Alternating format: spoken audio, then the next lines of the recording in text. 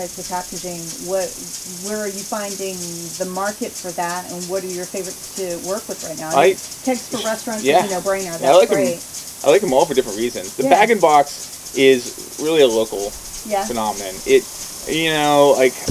I don't see ourselves ever putting that in packages that will be distributed far and wide. But what we like is that a local restaurant can buy a 3-liter bag, 4 bottles of wine, and then we're saving, $2 or $3 on each bottle, not to mention the waste associated with not finishing a bottle. Yeah. So that's really important.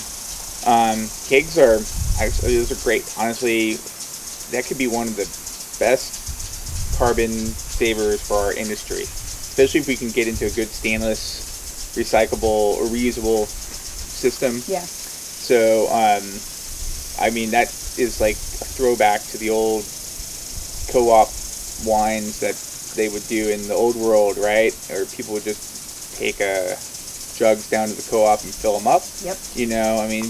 That's something that I think would be great on a local section, and then distributed is more of a restaurant deal, or some stores that have like growler fill areas. Yeah.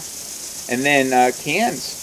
That's like the democratization of wine. It is. Because cans are just saying, like, we want to put this in a format that is convenient for you. Mm-hmm. And so you go and take those, and if you're like, okay, I've been really surprised about the places that were selling cans. So one of our best accounts is a drive-through sort of Mexican fusion restaurant called Casablanca.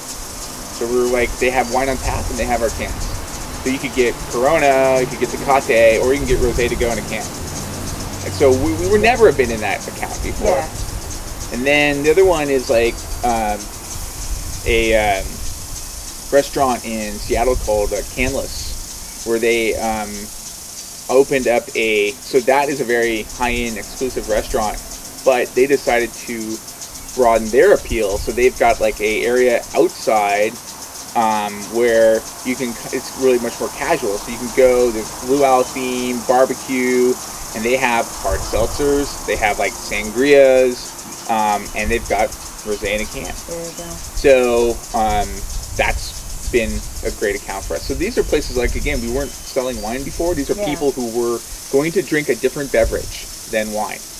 But now wine is an option, and we're picking up part of that consumption as an industry. Right. So we need, as an industry, it's like we got to do that stuff. So that was kind of cool. And a lot of the cans were not, the wine in cans weren't of particularly good quality, but like I discovered that it probably wasn't the can as much as the wine. Yeah. And those were some projects where people were kind of grabbing wine off the bulk market and assembling it and sort of throwing it in. Yeah. So once we started putting nice wine in cans, it's, people are really on it. From an economic standpoint for a winery, though, you're not a giant winery. No, I know. So being able to get into cans, it's easy for a small winery to get a bottling truck to come around for bottling. Cans, there are mobile canning lines now. They're smaller. Yeah, so we do all these things because we've accepted the fact that we're not going to leave an extravagant lifestyle. So we sort of like make concessions in our general taste, spend our money on wine and cheese, and less on trappings and cars. Yep. And that way we can offer good wine in a can at affordable price. It's really, we're just doing a great service for the people. You are.